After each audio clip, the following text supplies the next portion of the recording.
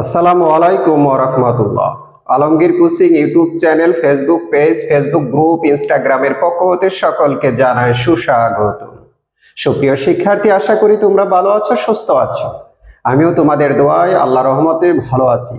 HSC পরীক্ষা 2024 যারা অংশগ্রহণ করতে যাচ্ছ তাদের জন্য আজকের এই ভিডিওটি অত্যন্ত গুরুত্বপূর্ণ। আশা করি ভিডিওটি না টেনে মনোযোগ সহকারে শেষ সময় পর্যন্ত তোমরা দেখে থাকবে, তাহলে ভিডিও সম্পর্কে জানতে পারবে, বুঝতে পারবে, উপকৃত হবে।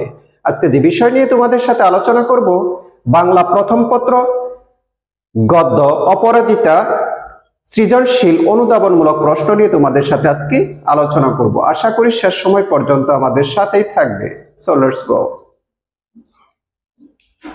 অনুধাবনমূলক প্রশ্ন 1, সেজন্য কিছু ভাবিবেন না, এখন উঠুন। উক্তিটিতে বক্তার মনোভাব ব্যাখ্যা করো। 2, একে তো বরের হাট মহার্ঘ, তাহার পরে ধনুক ভাঙা পর, ব্যাখ্যা করো। 3, মামা বিবাহ বাড়িতে ঢুকিয়া খুশি হইলেন না কেন, ব্যাখ্যা করো। 4, এটা আপনাদের জিনিস, আপনাদের কাছেই থাক, এরূপ মন্তব্যের কারণ কি? 5, ঠাট্টা তো আপনি করিয়া সারিয়াছেন, উক্তিটি ব্যাখ্যা করো।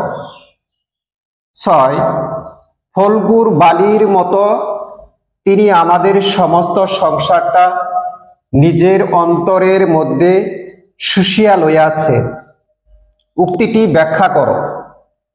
7, বাহিরে তো সে ধরা দিলই না, তাহাকে মনেও আনিতে পারিলাম না, ব্যাখ্যা করো।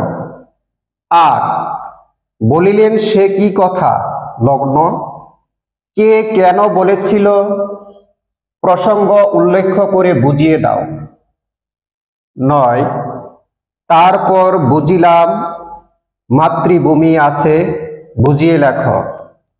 10, অন্নপূর্ণার কুলে গজানের ছোট ভাইটি, উক্তিটি ব্যাখ্যা করো। 11, যেখানে আমরা বলি চমৎকার, সেখানে তিনি বললেন চলন সই, উক্তিটি ব্যাখ্যা করো। সুপ্রিয় শিক্ষার্থী, বাংলাদেশে যে কয়টি শিক্ষা বোর্ড রয়েছে এই কয়টি প্রশ্ন থেকে প্রত্যেকটি শিক্ষা বোর্ডে 100% কমন পড়বে ইনশাআল্লাহ। ভিডিওটি যদি তোমাদের ভালো লাগে, তোমাদের পছন্দ হয়, তাহলে নিজেরা মনোযোগ সহকারে দেখবে। পাশাপাশি সারা বাংলাদেশে প্রত্যেকটা শিক্ষার্থী যেন ভিডিওটি পেতে পারে, এর জন্য ভিডিওটি বেশি বেশি শেয়ার করবে, সাবস্ক্রাইব করবে, পেজটাকে ফলো দিয়ে রাখবে, আর পাশে থাকা বেল আইকনটি অন করে দিবে, যেন ভিডিওটি আপলোড করার সাথে সাথে তোমাদের কাছে নোটিফিকেশন চলে যায় এবং তোমরা মনোযোগ সহকারে ভিডিওটি দেখতে পারো। আজকের এই ভিডিওটি আমার পিতামাতা, আমার সারা জীবনের শিক্ষক মন্ডলীদেরকে উৎসর্গ করে আজকের মতো তোমাদের কাছ থেকে এখানে বিদায় নিচ্ছি। আল্লাহ হাফেজ। আসসালামু আলাইকুম ওয়া রাহমাতুল্লাহ।